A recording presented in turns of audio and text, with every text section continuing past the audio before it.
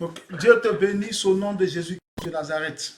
Donc, bienvenue dans notre étude biblique de ce jour, 21 novembre 2023. Dieu te bénisse abondamment, que la grâce de Dieu soit sur toi, que la faveur de Dieu soit sur toi.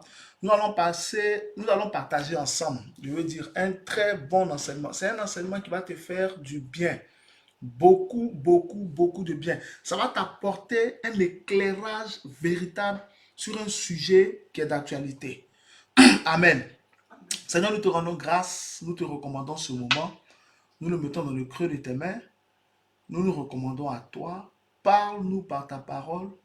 Touche-nous par ton onction. Manifeste-toi, Seigneur, et montre-moi dans Dieu que c'est toi le Fils de Dieu. Au nom de Jésus. Amen. Sois béni au nom de Jésus. Ok, donc le thème sur lequel nous allons parler, c'est place ta confiance en Dieu. Place ta confiance en Dieu. Jérémie chapitre 17, verset 5. On va lire le verset 5, le verset 7 et le verset 8. Jérémie chapitre 17, verset 5, verset 7, verset 8. On pouvait lire même le verset 6. On va lire quand même. Donc on va faire Jérémie chapitre 17, verset 5 à 8. Jérémie chapitre 17, verset 5 à 8. La Bible dit, ainsi parle l'Éternel, maudit soit l'homme. Notre verset de base qui va nous permettre de travailler, c'est surtout le verset 5.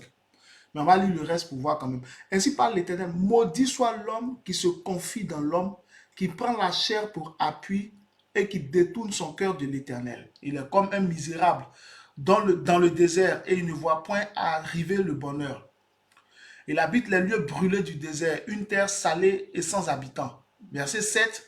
Béni soit l'homme qui se confie dans l'Éternel et dont l'Éternel est l'espérance. Il est comme un arbre planté près des eaux et qui étend ses racines vers le courant. Il n'aperçoit point la chaleur quand elle vient et son feuillage reste vert dans l'année de la sécheresse. Il n'a point de crainte et il ne cesse de porter du fruit. Je prie pour toi.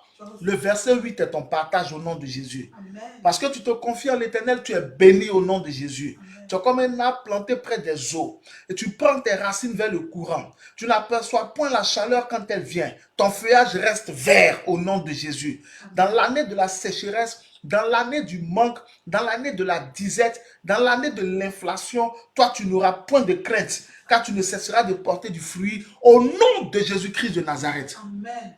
Alléluia. Donc, le verset qui est populaire ici, c'est le verset 5, que tout le monde connaît. Maudit soit l'homme qui place sa confiance en l'homme. Donc, tout le monde connaît ce verset et c'est sur ce verset-là que nous voulons parler. Maudit soit l'homme qui place sa confiance en l'homme. Ça veut dire quoi? En fait, pour comprendre le verset 5, il faut aller au verset 7.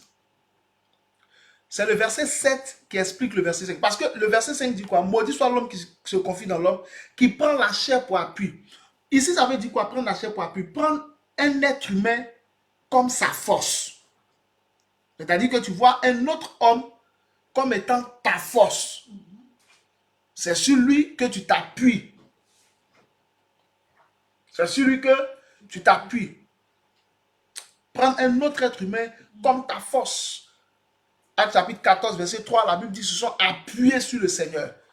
Je crois que c'est 1 Samuel 30, verset 6, David s'est appuyé sur le Seigneur. Ce que Dieu attend de nous, c'est que nous nous appuyons sur lui et non sur un homme. C'est ce que d'abord le verset 5 veut nous dire d'abord. Le verset 5 ne signifie pas qu'il ne faut pas faire confiance en quelqu'un. Non. Quand on dit maudit soit l'homme qui place sa confiance en l'homme, on lit la suite, qui prend la chair pour appui. Ta vie ne peut pas dépendre d'un homme.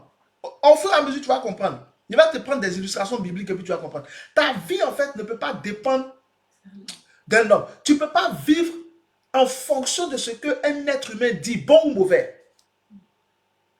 Non, tu ne peux pas faire ça. Parce que, prenez par exemple dans 1 Samuel chapitre 17, toute l'espérance, pour ne pas dire toute l'espérance des Philistins était en Goliath. Toute l'espérance des Philistins était en qui? Un homme. Les Philistins ont pris la chair pour appui. Quand David a tué Goliath, il n'y a pas eu un autre soldat philistin qui est sorti pour se battre contre eux. Ils ont tous fui. Pourquoi? Parce que toute leur espérance était fondée sur Goliath. C'est ce que la Bible dit. Toute ton espérance doit être placée sur Dieu. Tu as besoin d'hommes, tu as besoin des hommes, tu as besoin, non, on a besoin des hommes. Il ne peut jamais t'enseigner que tu n'as pas besoin de quelqu'un. Si quelqu'un te dit que tu n'as pas besoin de quelqu'un dans ce monde, c'est faux. C'est faux. Parce que sans l'homme, Dieu ne fera rien. Et sans Dieu, nous ne pouvons rien faire. Mais tant qu'il n'y a pas un homme, en Ésaïe chapitre 6, il a dit quoi? Qui en verrai-je? Pourquoi Dieu cherche-t-il un homme alors qu'il est là lui-même? En Exode 3, 7, à partir du verset 7, 8, 9, 10, il descend. Dieu plaidait pratiquement avec Moïse pour accepter d'aller délivrer. Mais à la base, là, qui a délivré Israël? Ce n'est pas Dieu. Moïse n'a rien fait. Moïse était utilisé par Dieu. Mais pourquoi Dieu n'est-il pas parti directement pour aller délivrer Israël? Parce que sans l'homme, Dieu ne va rien faire. Pour que tu comprennes ça, là, il faut juste savoir, Psaume chapitre 115, verset 16. La Bible dit en Psaume chapitre 116, verset 15, que les cieux sont les cieux de l'Éternel et il a donné la terre au Fils de l'homme. C'est normal que je ne vois aucun commentaire. Oui, mais je ne vois aucun.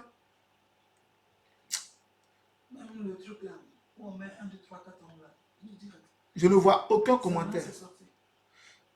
Parce que ça ne m'arrange pas de ne voir aucun commentaire. C'est une étude biblique. On va essayer de faire quelque chose. Ah ben voilà, merci Seigneur. Dieu vous bénisse. Voilà. Je ne voyais aucun commentaire, c'est pourquoi je ne bénis. Dieu vous bénisse au nom de Jésus. Donc bienvenue, merci, Dieu vous bénisse. Ok, donc Exode 3, 7, regardez, l'Éternel dit, j'ai vu la souffrance de mon peuple qui est en Égypte et j'ai entendu les cris que lui font pousser ses ouvriers, car je connais ses douleurs. Verset 8, je suis descendu pour le délivrer. Dieu dit, il est descendu pour délivrer Israël. Maintenant, quelle est la suite? Il dit à Moïse à la suite, à partir du verset 9, il dit à Moïse, je t'enverrai. Alors que Dieu lui-même est descendu pour délivrer Israël. Dieu a besoin de l'homme. Parce qu'il a donné la terre à l'homme. Psaume chapitre 115, verset 16. Les cieux sont les cieux de l'Éternel, mais il a donné la terre au Fils de l'homme. Amen. Oui, je vois maintenant le commentaire. Dieu vous bénisse au nom de Jésus. Donc, il a donné la terre à l'homme. Donc, même vous prenez Juge chapitre 6, à partir du verset 11, Dieu est apparu à qui? Gédéon. Pour aller délivrer Israël de la main de Madian. Mais il est venu lui-même. Pourquoi il ne va pas le faire? Parce que c'est comme ça. Donc, je ne vais pas t'enseigner que tu n'as pas besoin de quelqu'un dans ce monde-là. C'est anti-biblique. Un tel enseignement est anti-biblique. Mais seulement, ta vie ne peut pas dépendre de la volonté d'un être humain. Et tu ne peux pas fonder toute ton espérance sur un être humain. Ce n'est pas bon. Fonde ton espérance sur Dieu. Pourquoi? Parce que le secours de l'homme est vain. Le secours de l'homme n'est que... L'homme peut t'aider aujourd'hui et demain ne peut être capable de t'aider. Ah, Seigneur, aide-moi. Je crois que c'est dans Psaume 68, non? La Bible dit, viens à notre secours éternel, car le secours de l'éternel, de l'homme n'est que vanité. Psaume 68. Viens à notre secours, viens et délivre-nous de la détresse. Secours-nous de la détresse, car le secours de l'homme n'est que vanité. L'homme peut t'aider. Hein? Un homme peut t'aider à payer ton loyer aujourd'hui. Un homme peut t'aider à trouver du travail aujourd'hui. Et demain, ne pas pouvoir le faire. Demain, ne pas pouvoir le faire. Comment tu fais le jour, il ne peut pas t'aider? L'homme est limité. Dieu est illimité. Souviens-toi, Matthieu 19, 29 et Matthieu 19, 26, la Bible dit quoi? Aux hommes, cela est impossible. Mais à Dieu, tout est possible. Donc, ça veut dire qu'il y a des choses que l'homme peut faire. Mais il y a des choses qu'un être humain ne peut pas faire. C'est seul Dieu qui peut tout faire. Or, il peut arriver que tu aies besoin de quelque chose qu'un homme ne peut pas faire. Par exemple, tu es malade. Un homme ne peut pas te guérir. Tu as peur. Un homme ne peut pas te délivrer de cela. Si tu as faim, quelqu'un peut te donner à manger. Est-ce que tu comprends? Tu as besoin d'être recommandé pour travailler quelque part. Quelqu'un peut le faire. Mais si des démons t'attaquent, un homme ne peut rien faire. Si tu meurs, un homme ne peut rien faire. Etc. etc. Donc c'est ce que Jérémie 17, verset 5 signifie. Maudit soit celui qui place sa confiance en l'homme. Je vais t'expliquer encore et puis après il te donne des illustrations. Regarde, imagine. À cause d'un homme, une jeune sœur chrétienne à qui on enseigne de ne pas vivre dans l'impudicité, dans l'adultère, Et puis un homme lui promet qu'il va divorcer. Il est marié, il dit qu'il va divorcer, il veut la bonne. Il commence à sortir avec elle. Elle est sa maîtresse. Parce qu'il lui promet de payer ses études, parce qu'il lui promet d'aider son papa, d'aider sa maman. Alors que la Bible dit de ne pas commettre adultère. Ok.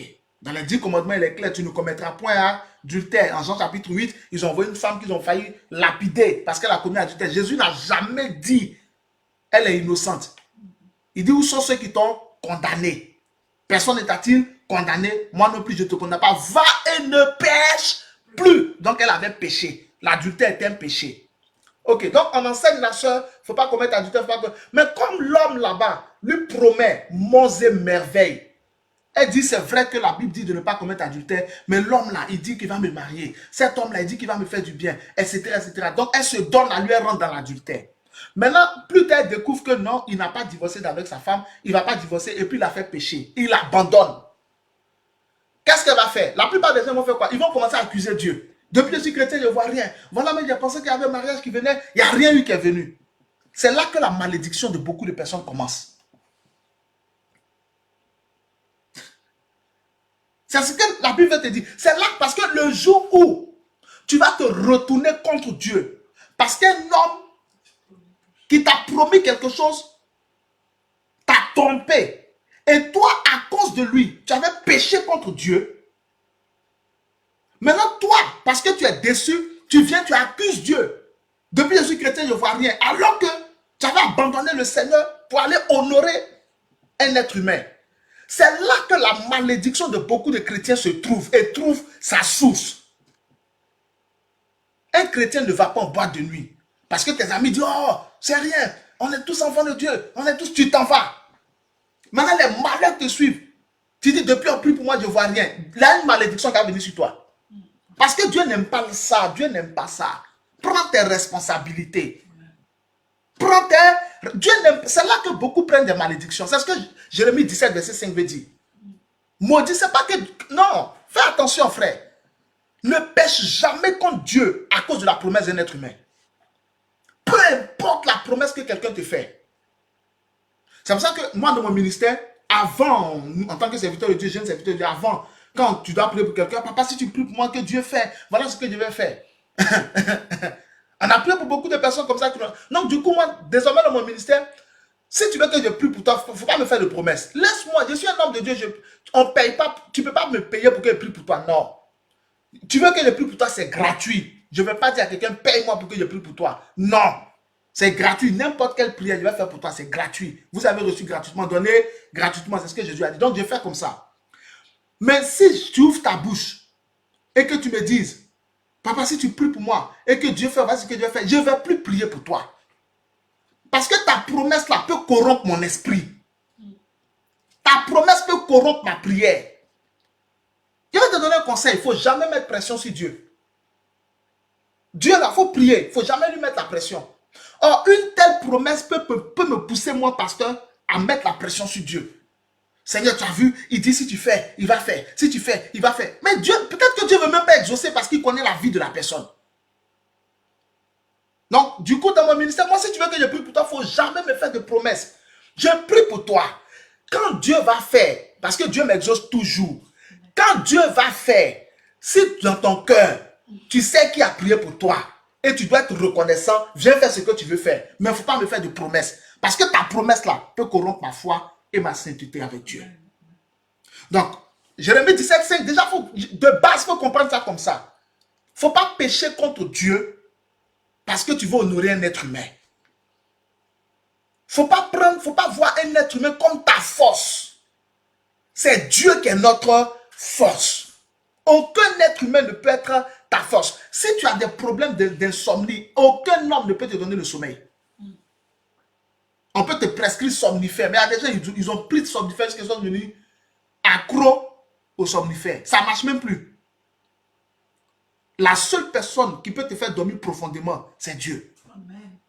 Donc, il ne faut pas prendre l'homme pour force, pour ta force, et à cause de l'homme. Aujourd'hui, il y a des gens, parce que leur père est riche, ils sont mal polis.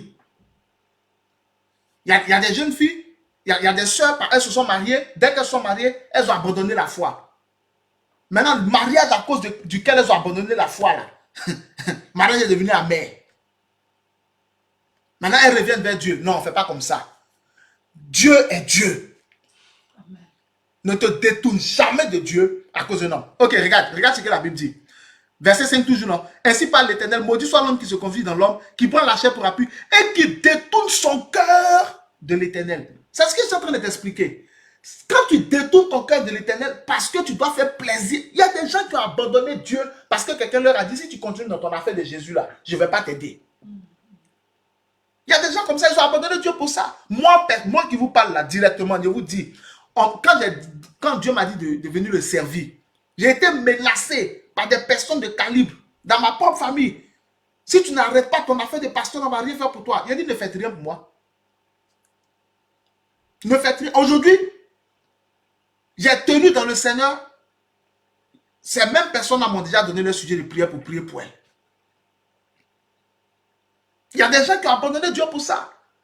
Si tu n'arrêtes pas ton affaire de Dieu là, moi je ne te marie pas. Je peux te marier, mais je ne suis pas trop dans l'affaire de Dieu. Je peux te donner du travail. Je peux faire ceci pour toi. Mais tu es trop chrétien, tu es trop chrétienne. Si tu continues comme ça, toi et moi, on ne va pas s'entendre. Et à cause de ça, ils vont abandonner Dieu. Ils détournent, tu détournes ton cœur de Dieu parce que tu veux avoir l'aide d'un être humain. Non. 2 Chroniques chapitre 14, verset 10. Asa dit à Dieu, c'est toi qui peux venir en aide aux faibles comme aux forts.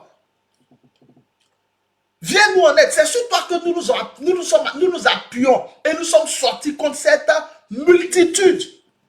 Appuie-toi sur le Seigneur. Si quelqu'un menace ta vie chrétienne en échange d'une aide, menace son aide.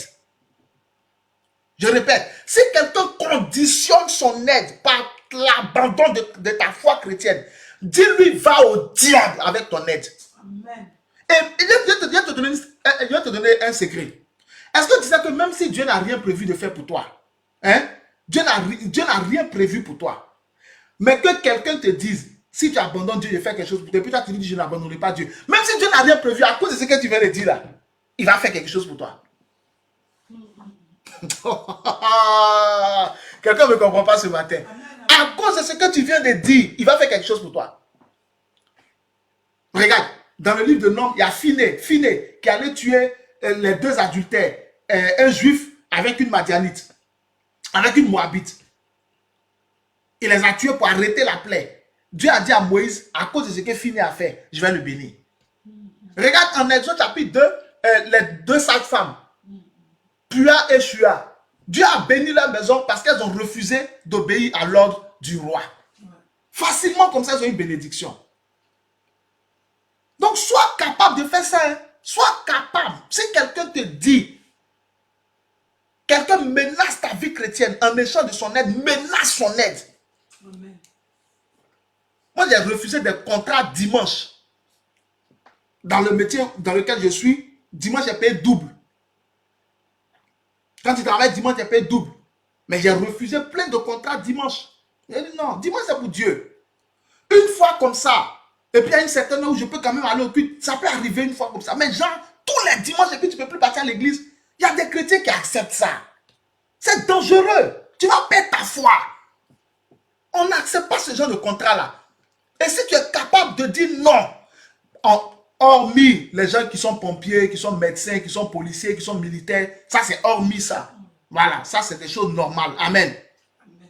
Mais là où tu as le choix là, travaille lundi au samedi, si tu veux. Mais dimanche, mets ça pour Dieu. Alléluia. Donc, maudit soit celui, place ta confiance en Dieu. Tu peux lire après le verset 7, on dit, béni soit l'homme qui se confie dans l'Éternel. Proverbe chapitre 16, verset 20 dit quoi? Celui qui réfléchit sur les choses trouve le bonheur, mais celui qui se confie en l'Éternel est heureux. Nombres chapitre 25, verset 11, merci. Phiné, fils d'Éléazar, fils du sacrificateur Aaron, a détourné ma fureur de dessus les enfants d'Israël, parce qu'il était animé de mon zèle au milieu d'eux, et je n'ai point dans ma colère consumé les enfants d'Israël.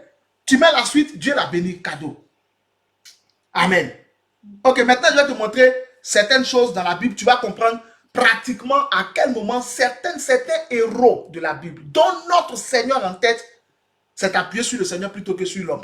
Je vais te montrer ça au nom de Jésus-Christ. Regarde. D'abord, je t'ai dit le verset 7, béni soit l'homme qui se confie dans l'Éternel. Confie-toi dans l'Éternel. Tu seras béni au nom de Jésus. Ce travail-là, tu l'auras si tu as confiance en Dieu. Ce mariage-là, tu l'auras si tu attends le temps de Dieu. Rebecca a attendu le temps de Dieu. Elle a eu le meilleur mari, Isaac. Amen. Calme-toi, ma soeur. Calme-toi, mon frère. Ma soeur, il ne faut pas te jeter comme ça. Fais confiance à Dieu. Ne laisse personne compromettre ta foi en échange d'un don, en échange d'un bien. Non, ok, verset 12, non 25, verset 12, regarde. C'est pourquoi tu diras à Phiné que je traite avec lui une alliance de paix. Verset 13, ça sera pour lui et pour sa postérité après lui l'alliance d'un sacerdoce perpétuel parce qu'il était zélé pour son Dieu et qu'il a fait l'expiation pour les enfants d'Israël. C'est comme ça qu'on prend bénédiction avec le Seigneur. Fais ce que les autres ne peuvent pas faire. Refuse ce que les autres ne peuvent pas refuser. Amen. Tu vas voir comment Dieu va t'honorer. Au nom de Jésus, je vois Dieu t'honorer ce matin au nom de Jésus. Amen. Ok. Matthieu chapitre 3. Prends Matthieu chapitre 3, verset 13 à 17. Il va te montrer quelque chose.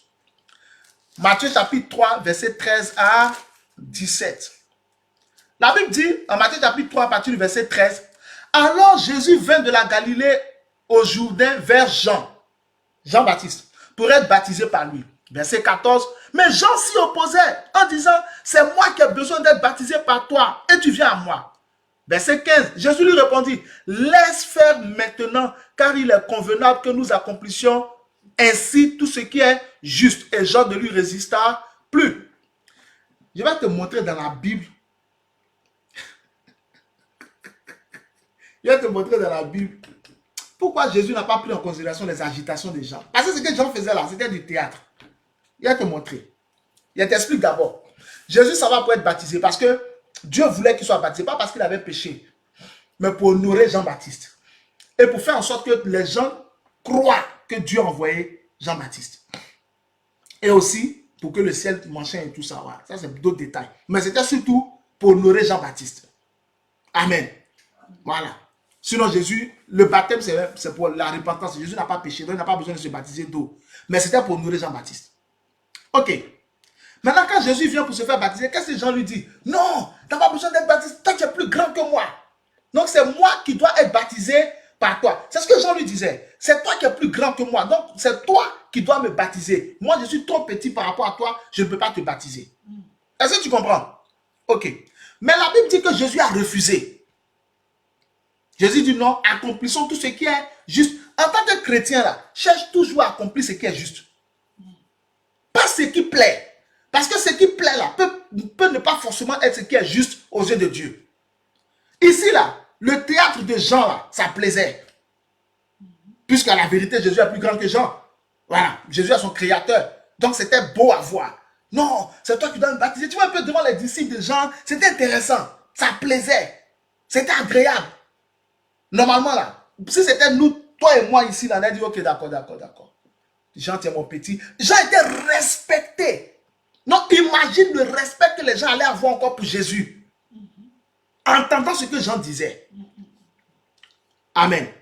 Amen. Mais Jésus a dit, accomplissons tout ce qui est juste. Il est convenable que nous accomplissions ce qui est juste. Frère, écoute-moi. Il est convenable dans ta vie que tu accomplisses ce qui est juste. Pas toujours ce qui plaît. Pas forcément ce qui plaît. Accomplis ce qui est juste. Pas ce qui plaît. Il y a beaucoup de chrétiens qui ont tué leur foi, tué leur vie chrétienne parce qu'ils voulaient plaire. Faire ce qui plaît aux autres. Alors que tu sais que ce qu'on est en train de te demander de faire là ne peut pas plaire au Saint-Esprit. Toi-même, ta conscience est en train de te parler avant que tu commences ça. Mais tu fonces quand même. Pourquoi? Parce que ça plaît à l'ambiance. Tu es un chrétien, tu vas dans une fête, musique mondaine. Et puis, tu danses aussi avec tout le monde. Pourquoi? Parce que c'est l'ambiance du moment. On est entre frères. On est entre soeurs. Voici la fin de l'année qui arrive. Beaucoup de chrétiens rétrogradent en fin d'année. Ça va pas. Tu as un problème. Et si Jésus revient à la fin de l'année, tu fais comment? Donc, comme c'est l'ambiance, tout le monde est en train de boire. C'est pas là que tu vas dire je suis chrétien, je ne bois pas. Non, c'est là que tu dois prouver que tu es chrétien. C'est là. Dieu est en train de te donner une opportunité d'évangéliser tous ceux qui sont là. En leur montrant ce que c'est que réellement un chrétien, une chrétienne. Mais là, tu tombes, tu bois. Parce que quoi? Dans ta tête, tu te dis, oh, c'est l'ambiance. Tout le monde est content là, c'est pas grave. Après, on va se repentir. Non, c'est pas juste. Ce que tu viens de faire là, c'est pas juste. Parce que tu mets en péril l'âme de tous ceux qui sont là. Tu ne dois pas boire. Tu ne dois pas danser les danses qui sont en train de danser. Tu ne dois pas chanter la musique mondaine. Tu ne dois rien faire. Si tu n'as pas le choix, à cause de la famille, tu dois être là, sois là, mais assis-toi jusqu'à la fin. J'ai fait ça. Je me suis assis jusqu'à la fin. Je n'ai pas bougé. Je n'ai pas bougé. Je n'avais pas le choix, je devais être assis là. C'est l'histoire de famille. Mais je n'ai pas dansé. Je n'ai pas chanté. Parce que toutes les musiques étaient là, c'était des musiques mondaines. Moi, je suis pasteur, je suis chrétien. Si je me mets à chanter avec eux, eux là, demain, là, ils vont se tourner vers qui? S'ils veulent donner leur vie à Jésus. Donc, cherche toujours à faire ce qui est quoi? Juste. Ce qui est juste. Ok. Maintenant, regarde. Je vais te montrer un scénario. Imaginons un instant que Jésus avait accepté ce que Jean-Baptiste disait. Donc, Jésus refuse d'être baptisé par Jean-Baptiste parce que Jésus est trop grand que Jean-Baptiste. On est d'accord, non? Ok. Regarde ce qui va se passer. Ah, Baraka. Luc chapitre 7. Verset 18 à 20. Quand Jean-Baptiste avait fini de dire à Jésus que c'est moi qui dois être baptisé par toi. Et même dans Jean chapitre 1, verset 29 à 34, Jean-Baptiste a rendu témoignage devant tout le monde qu'il a vu que lui ne connaissait pas Jésus. Mais celui qui l'a envoyé baptiser d'eau là, c'est celui-là qui lui a dit que celui-ci que tu verras descendre et demeurer l'esprit, lui là, c'est lui, le Fils de Dieu. Jean-Baptiste dit, j'ai vu, Jean 1, 34. Il dit, j'ai vu, j'ai confirmé que c'est lui le Fils de Dieu. Jean-Baptiste a confessé publiquement que Jésus est le Fils de Dieu. Jean chapitre 1, verset 34. Ok. Et puis on a vu dans Matthieu, on vient de voir dans Matthieu chapitre 3, verset 13 à 17, qui refusait que Jésus soit baptisé par lui. Mais Luc chapitre 7, verset 18 à 20, qu'est-ce que Jean-Baptiste a fait? En ce temps-là, Jean-Baptiste avait été arrêté par Hérode. Et Jean-Baptiste était en prison. Et Jésus n'a rien fait pour le libérer. Jean-Baptiste a envoyé 2 de ses disciples à Jésus. Voici la question qu'il a posée à Jésus. Es-tu celui qui doit venir ou devons-nous en attendre un autre? Luc 7, 18 à 20. Jean fut informé de toutes ces choses par ses disciples. Quand vous commencez au verset 16, verset 17, de quelle chose? Des miracles que Jésus faisait. Jean était informé par ses disciples des miracles, des prodiges que Jésus faisait. Jean fut informé de toutes ces choses. Verset 19, il en appela 2 et les envoya vers Jésus pour lui dire, es-tu celui qui doit venir ou devons-nous en attendre un autre? Vous voyez comment l'homme est? Vous voyez pourquoi il ne faut pas prendre la chair pour appui? Vous voyez pourquoi il ne faut pas prendre l'homme pour sa force et qu'il faut toujours faire ce qui est juste? Tu dois prier, il faut prier. Il ne faut pas abandonner ta vie de prière pour quelqu'un. Il ne faut pas abandonner ta vie de jeûne pour quelqu'un. Il ne faut pas abandonner ta foi chrétienne pour quelqu'un. Parce que le même à cause de qui tu vas abandonner le Seigneur aujourd'hui là, va te demander demain pourquoi tu as abandonné Jésus. C'est ce que Jean-Baptiste a fait à Jésus. Es-tu celui qui doit venir ou devons-nous en attendre un autre? Mais ce n'est pas le même Jean qui disait je suis trop petit pour te baptiser. Matthieu chapitre 3, ce n'est pas le même Jean. Verset 13 à 17, ce n'est pas le même Jean. Ce n'est pas le même Jean-Baptiste qui disait en Jean chapitre 1 que Jésus est le Fils de Dieu. Celui-ci qui il a entendu, Dieu lui a dit, celui-ci qui tu verras descendre et demeurer l'esprit là, c'est lui. Et en Luc chapitre 3, à partir du verset 21, quand Jésus était baptisé, le ciel s'est ouvert, le Saint-Esprit est descendu, il a demeuré sur lui. Donc Jean-Baptiste a été témoin de tout ça. Et Jean-Baptiste a confessé que Jésus est Fils de Dieu. Mais le même Jean-Baptiste, le jour où il était dans les problèmes, il a douté, il a changé. Donc, revenons en arrière, vous et moi. Imaginons Jésus a refusé de se faire baptiser par Jean. Parce que Jean a fait une scène de glorification. Et puis Jésus est dans le ministère, À un moment donné, le même Jean allait lui poser la question. Mais toi, tu es le Messie ou bien c'est quelqu'un d'autre? Jésus allait dire quoi? Aïe! Mais c'est pas toi-même qui as dit que je suis le Messie et que tu es trop grand, tu es trop petit pour que tu me baptises. Donc j'ai refusé que tu me baptises parce que toi-même tu as dit je suis le Messie. Jean-Baptiste va dire, ah mais toi tu ne te connais pas toi-même. Donc c'est dans ma bouche que toi tu vas savoir qui tu es. C'est pas Dieu qui t'a appelé. Problème est venu en même temps. Jésus allait se créer des problèmes. Est-ce que tu comprends un peu ce qui se passe? Donc, la personne à cause de qui tu veux détourner ton cœur de Dieu là, la même personne demain va se détourner de toi. Tu vas te retrouver sans cette personne et sans Dieu. Tu vas te retrouver seul au milieu avec la honte. C'est ce que Jésus connaissait de l'être humain. C'est pourquoi c'est Jean chapitre 2 verset 20. On dit Jésus ne se fiait pas à l'homme. Il ne se fiait pas à l'homme parce qu'il savait lui-même ce qui était dans l'homme.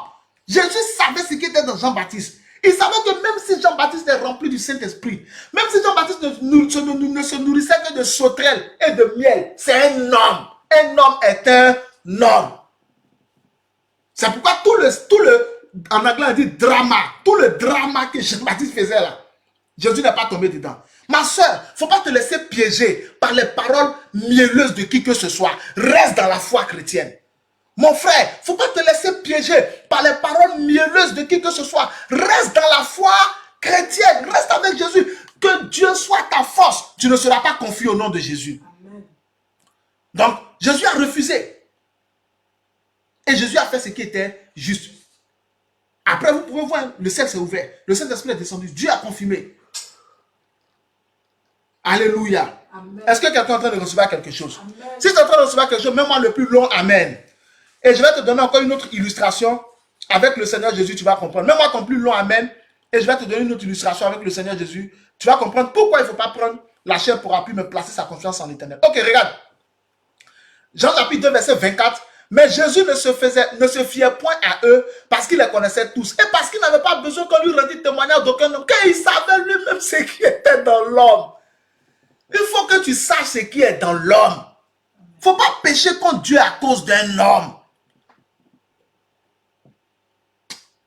Alléluia.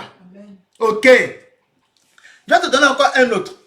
Ah, thank you, Jesus. Hier, quand on a fini l'étude biblique, je disais à ma femme, quand on a fini, je vous ai dit ça même hier, il y a une joie qui est tombée sur moi.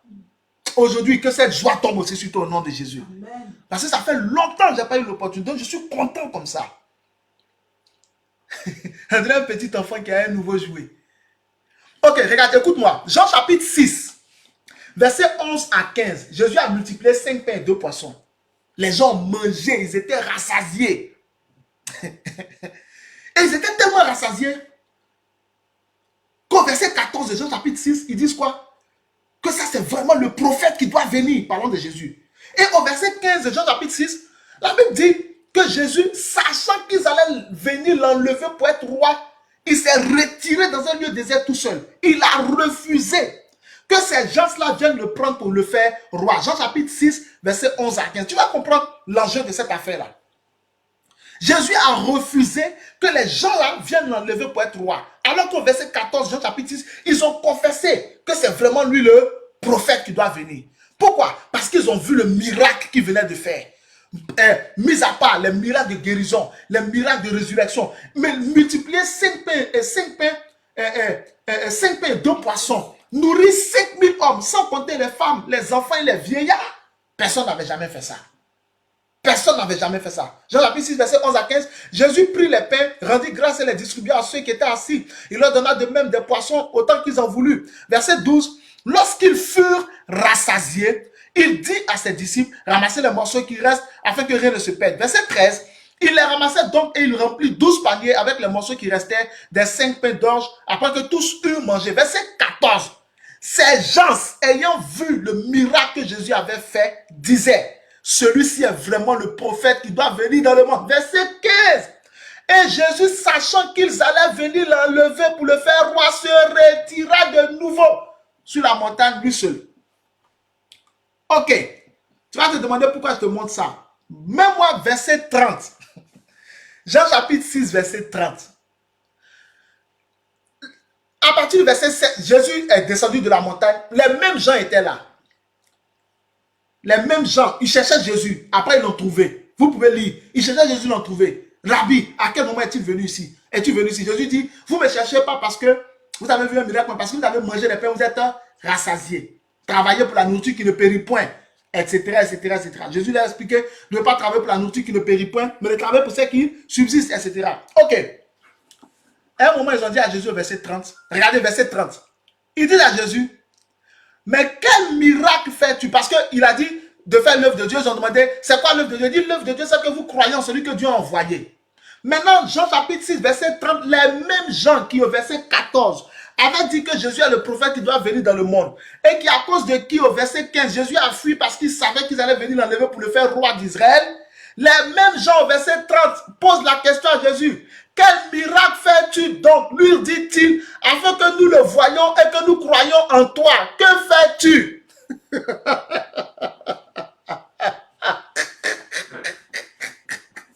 Ah, Kayabala, Shakalabala. Vous voyez comment l'être humain est, non? Vous voyez maintenant, non? C'est pas les mêmes qui, au verset 14. En fait, il faut tout lire, tu vas comprendre. C'est les mêmes au verset 14 là qui ont dit que c'est lui. Après d'avoir vu le miracle. Mais au verset 30, il lui demande quel miracle tu as fait. Pour que nous en croyons toi. Mais posons-nous la question. Dans ma Bible, j'ai mis la question. Mais est le miracle des pères? Ils ont déjà oublié. Ils ont digéré la nourriture. Peut-être même certains sont allés aux toilettes. Donc tout ça, c'est déjà fini. Donc, la personne à cause de qui tu vas pécher contre Dieu là, quand elle va finir de digérer son humeur, et puis son esprit va revenir sur terre, elle va te dire ce qu'on ne t'a jamais dit. Tu as vu ce qu'ils ont dit à Jésus? Donc, imagine maintenant, toi et moi, imaginez un moment, un instant, que Jésus avait fait quoi? Accepter qu'il vienne le prendre pour le faire roi. Les mêmes, quand la nourriture, le poisson et le pain allaient digérer, les mêmes allaient dire à Jésus, mais tu te prends pour qui même? Il allait dire, mais je suis votre roi. Roi de qui? Mais c'est vous qui êtes venu me prendre pour me faire roi. On ne t'a jamais mis comme notre roi. Qu'est-ce que tu racontes, toi? Tu nous as envoûtés. Vous les sorciers là, vous envoûtez les gens pour que Jésus allait se mettre dans les problèmes. Mais le Seigneur connaissant l'homme, Jean chapitre 2, à partir du verset 24, sachant ce qui était dans l'homme, il a refusé de les prendre parce que ce n'était même pas la volonté de Dieu. En tant que chrétien, faire la volonté de Dieu. Faire la volonté de Dieu. Laisse l'homme. L'homme est l'homme. Ce n'était même pas la volonté de Dieu que quelqu'un vienne le consacrer comme roi. Il était venu pour prendre le péché de l'humanité, pas pour être consacré comme roi. Ils allaient gâter tout le plan de Dieu. Il a donc refusé. Maudit soit celui qui prend la chair pour appui. Celui qui place sa confiance en l'homme. C'est ce que ça veut t'expliquer là. Il a refusé. Pourquoi? Parce que ce n'était pas la volonté de Dieu. Et parce que ces hommes-là sont changeants. L'être humain est changeant. Il y a des gens là, quand tout va bien, ils sont contents. Quand tout va mal, ils sont désagréables. Donc, si tu prends une décision sur une personne, juste parce que tout va bien, le jour où tout ira mal, tu vas voir ce qu'elle va te montrer. C'est pourquoi fais toujours ce qui est juste. Marche avec tes propres principes. Et il faut que les gens te rejoignent dans tes principes. Mais il ne faut pas corrompre tes voix parce que tu veux plaire à telle personne. Parce que tu veux te fondre dans une masse. Fais la volonté de Dieu. Et Dieu va t'honorer au nom de Jésus. Parce que en Jérémie 17, verset 8, verset 7, la Bible dit quoi? Béni soit l'homme qui se confie dans l'Éternel. Donc s'il y a maudit soit l'homme, il y a aussi béni soit l'homme. Je te vois être béni parce que tu te confies en l'Éternel au nom de Jésus. Amen. Lis la Bible. Il y a des chrétiens qui ont honte de dire la Bible dit. Parce que d'autres personnes leur disent, tu aimes trop la Bible dit. Réellement ça.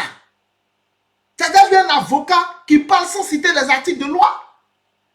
Ce qui fait la force d'un avocat là, c'est sa maîtrise des articles de loi. Donc ce qui fait la force des chrétiens, c'est sa connaissance. Amen. Sois fier de parler en disant la Bible dit. Si ça gêne quelqu'un, ça gêne quelqu'un. Mais ça plaît à Dieu. Sois fier de dire que tu pries beaucoup. Sois fier de dire que tu jeûnes. N'aie pas honte, n'aie pas peur. Dieu va t'honorer pour ça. Alléluia. Amen. Je te donne une dernière illustration et puis nous allons prier. Est-ce que quelqu'un est en train de recevoir quelque chose jusqu'à présent? Amen. Une dernière illustration. Vous connaissez Simon-Pierre.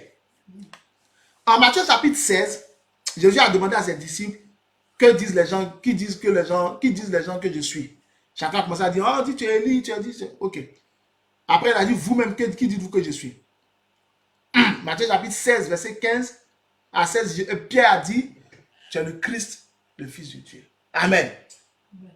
Ok. Et Jésus était content. Donc Pierre a fait quoi? Pierre a honoré, il a reconnu en Christ, en Jésus, le Christ. C'est vrai, non? Bien. Et en Marc chapitre 14, Pierre jurait même qu'il n'allait jamais abandonner Jésus. Ok. Mais le même Pierre, regardez bien, en Matthieu chapitre 16 toujours, verset 22, quand Jésus a fini d'annoncer au verset 21 qu'il allait aller à Jérusalem souffrir de la part des anciens, des sacrificateurs, qu'il allait le mettre à mort, qu'il allait ressusciter le troisième jour, Pierre lui a dit, à Dieu ne plaise, cela ne t'arrivera pas. Maintenant, au verset 23, Jésus lui a dit, arrière de moi, Satan, car tu mets en scandale. Ok, beaucoup de personnes ne comprennent pas pourquoi Jésus était si dur avec Pierre ce jour-là. Je vais te dire une chose, souviens-toi toujours, Jésus savait ce qui était dans l'eau. Donc, Dieu voulait que Jésus parte à Jérusalem et qu'il meure. Mais Pierre ne voulait pas. Donc, il y avait deux choses. Pierre disait que parce qu'il aime Jésus, il ne veut pas que Jésus meure. C'est ça, non? Mais Dieu aussi disait parce qu'il aime Jésus, il veut que Jésus meure. Mais Pierre disait parce qu'il aime Jésus, il ne veut pas que Jésus meure. Mais Jésus a choisi de frustrer Pierre et de plaire à Dieu. Matthieu chapitre 16, verset 21 à 23, dès lors Jésus commençait à faire connaître à ses disciples qu'il fallait qu'il allait à Jérusalem, qu'il souffrit beaucoup de la part des anciens, des principaux sacrificateurs, des scribes, qu'il fut mis à mort et qu'il ressuscita le troisième jour. Ok. Ça c'est verset 21. Maintenant verset 22, Pierre l'ayant pris à part, se mit à le reprendre et a dit, à Dieu ne plaise, Seigneur, cela ne t'arrivera pas. Verset 23, mais Jésus se retournant, dit à Pierre, arrière de moi Satan, car Satan tu mets en scandale, car tes pensées ne sont pas les pensées de Dieu, mais celles des hommes. C'est ce que je suis en train de t'expliquer. Pourquoi Jésus a dit ça? Parce que Pierre le mettait face à un choix. Plaire à Dieu ou plaire à Pierre. Et souviens-toi qu'au verset 16, verset 15, verset 16, Pierre venait de l'honorer devant tout le monde. C'est comme ça que toi tu es. Tu changes de principe de vie juste parce que quelqu'un t'a fait des compliments. Fais attention, hein. Les compliments là c'est bon. Mais ta vie ne doit pas dépendre des compliments. Parce qu'il y a des gens qui te font des compliments pour te flatter. Pour que tu baisses la garde. Il y a des gens qui sont sincères. Qui te font des compliments sincèrement. Quand Pierre a dit à Jésus que tu es le Christ et tout là, il était sincère. C'est la vérité. Sinon, s'il n'était pas sincère, Jésus n'aurait pas accordé foi à ça. Il était sincère. Il y a des gens qui te font des compliments, ils sont sincères. Mais les compliments des hommes ne doivent pas guider ta vie. C'est ce que je veux que tu comprennes. Tu vas comprendre pourquoi. Lorsque Pierre finit de complimenter Jésus, ou encore de reconnaître que Jésus est le Christ, au verset 22, il s'oppose à la volonté de Dieu. Mais au verset 23, Jésus s'oppose à Pierre. Pourquoi Jésus ne s'est pas opposé à Dieu pour dire à Pierre, tu as raison. C'est Dieu même là. Comment? Parce que Pierre lui a dit, à Dieu ne plaise. Ça veut dire que non, ça ne peut pas être la volonté de Dieu. Hébreux chapitre 10, à partir du verset 5 jusqu'au verset 7, c'était la volonté de Dieu. Jusqu'au verset 10 là-bas, c'était la volonté de Dieu. Somme chapitre 22, c'était la volonté de Dieu.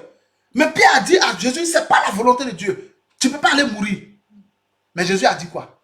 Jésus n'a pas dit, tu as raison Pierre. Surtout que je suis le Christ. Comment moi le Christ, je vais aller mourir? Cette affaire, il faut que je comprenne bien. C'est ce que beaucoup d'entre nous faisons. Nous changeons de chemin. Nous abandonnons ce que Dieu nous a dit. Aujourd'hui, tu peux voir un chrétien qui est en train de lire la Bible, ou même qui écoute un enseignement. Il est touché par l'enseignement. Il prend une bonne résolution. Mais il s'en va expliquer ça à un autre frère qui est incrédule, qui est charnel. Et ce frère qui va expliquer va changer ses décisions. Pierre a voulu changer la décision de Dieu dans la vie de Jésus. Mais Jésus a choisi de s'opposer à Pierre pour faire ce qui est juste et ce qui est la volonté de Dieu. Maintenant, tu vas voir que Jésus n'a pas eu tort. Matthieu chapitre 26, à partir du verset 69 jusqu'au verset 74. Quand ils ont arrêté Jésus, qu'est-ce que Pierre a fait? Pierre a renié Jésus 3 fois. Tu vois maintenant, non? À cause de qui? 2 servantes et un homme. Qui ont dit à Pierre, je te reconnais. C'était l'un de ses disciples. 2 servantes qui n'ont aucun pouvoir. Pierre a renié Jésus. Il a même fait des imprécations. Il a dit que la malédiction vienne sur moi si je le connais. Est-ce que tu comprends? Donc, toi et moi faisons comme on a fait Jésus et Jean. Jésus et les gens qui ont mangé le pain. Imagine que Jésus avait dit, Pierre, tu as raison, je ne vais pas aller mourir. Mais au milieu du chemin, le même Pierre allait dire à Jésus, je ne te connais pas. Je ne t'ai jamais connu. Et Jésus allait se retrouver sur le carreau. Abandonné de Dieu, abandonné de Pierre. Et c'est ce qui arrive aujourd'hui à beaucoup de chrétiens. Beaucoup de chrétiens. Il y a des jeunes sœurs aujourd'hui qui sont retrouvées sans mari, avec des enfants. Parce qu'elles ont abandonné la voie de Dieu pour aller plaire à un homme qui avait de beaux yeux. Pour aller plaire à un homme qui avait un beau teint, qui avait de belles paroles. Elles ont abandonné la voie de Dieu. Il y a des frères aujourd'hui qui se retrouvent sur le carreau parce qu'ils ont abandonné le Seigneur pour plaire à des promesses, pour courir après des choses de l'homme. Mais nous sommes là aujourd'hui. Nous allons prier ensemble. Et le premier sujet de prière qu'on va prendre, c'est Seigneur, aie miséricorde. Chaque fois que je t'ai abandonné pour plaire à l'homme. Seigneur, aie miséricorde. Chaque fois que je t'ai abandonné pour prendre la chair pour appui. Aie miséricorde, Seigneur. Chaque fois que je t'ai abandonné pour faire de l'homme ma force. Beaucoup d'entre nous, c'est la raison pour laquelle les choses sont difficiles pour nous aujourd'hui. On n'arrive pas à prendre Dieu pour appui une fois pour toutes. On peut même tordre les Écritures parce qu'il faut plaire à quelqu'un. Il faut être d'accord avec un frère. Il faut être d'accord avec telle soeur. Parce qu'on a peur de notre père. Parce qu'on a peur de notre père biologique. Il y a des gens qui sont dans le péché parce que toute la famille fait telle chose. Donc il faut suivre le mouvement. Non, il ne faut pas suivre le mouvement. Il faut suivre le Saint-Esprit. Dans le désert, il suivait la colonne. Lorsque la colonne se levait, il partait. Lorsque la colonne descendait, autant que la colonne de nuée restait sur la tente d'assignation, le peuple d'Israël ne bougeait pas. Tu dois marcher par l'esprit et non suivre les élucubrations des hommes. Prends Dieu pour appui. Amen. Et Dieu te bénira. Amen. Et Dieu t'honorera. Et Dieu va te secourir. Amen. Et Dieu va te fortifier. Et Dieu va te délivrer. Et Dieu va te guérir. Et Dieu va te lever au nom de Jésus. Nous allons donc prier. Premier sujet de prière, Seigneur, aie miséricorde. Chaque fois que je t'ai abandonné pour prendre la chair pour appui. Dis avec moi, oh Dieu mon sauveur, entends ma prière. Au nom de Jésus. Seigneur, aie miséricorde. Chaque fois que je t'ai abandonné pour prendre la chair pour appui. Aie miséricorde. Chaque fois que je t'ai abandonné pour prendre la chair pour appui. Ouvre la bouche et prie le Seigneur. Ragabalagada, Ebaragajagada, Kandarabalagada, Imarabalagada, Karamada Jagada, Erubalagada, Karabada Jagada, Kundarabazamala, Imalabaragada, Igalabadalaga, Karabada Jagada, Erubagazagada, Kandarabazagada, Eramagalabada, Kurabada Jagada, Eramagazagada, Imalagadalaga, Kandarabazagada, Erumalagadala, Kandarabazagada, Erubagalamada, Erabada Jagada, Kundaraba Jagada, Eramada Jagada. Au nom de Jésus-Christ de Nazareth. Dis avec moi, oh Dieu mon sauveur, entends ma prière. Au nom de Jésus. Seigneur, tu es ma force, mon espérance et mon appui. Bénis-moi, délivre-moi, sauve-moi. Ouvre la bouche et prie le Seigneur. Ragada balagada ramalagada lagada. Imaraba jagada lagada ramagada la. Erubala jagala maragada lagada la. Erubada jagada rabagazaga lagada. Imalaba ragada lagada ramajagada. Imarabada lagada ramajaga lagada. Erumaga labada labada jagada raga. Karabada jagada ramada zagaduraba. Amalabada laga. Kudaraba jabada. Erubaga labada. Arabaga jagada. Kandaraba jagada. Au nom de Jésus-Christ, nous avons prié. Amen. Au nom de Jésus, nous avons prié. Amen. Je prie pour toi. Reçois la miséricorde de Dieu. Amen. Que cette force, cette manipulation, qui jusqu'ici t'a toujours poussé à placer ta confiance en l'homme et te détourner de Dieu, à prendre la chair pour appui et d'abandonner ton Seigneur, cette manipulation, je mets fin à ses œuvres dans ta vie.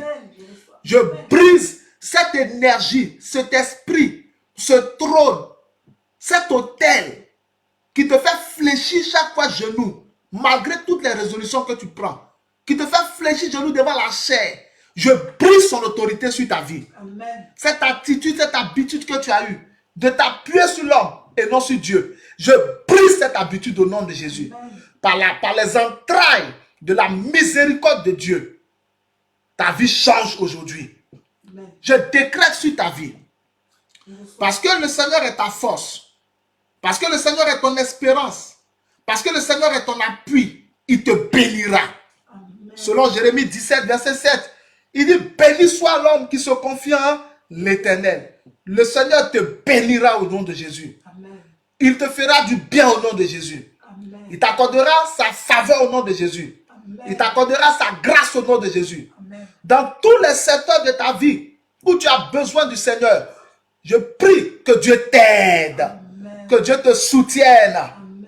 Et que Dieu t'épaule. Amen. Que le Seigneur te fortifie. Amen. Que le Seigneur te secoue.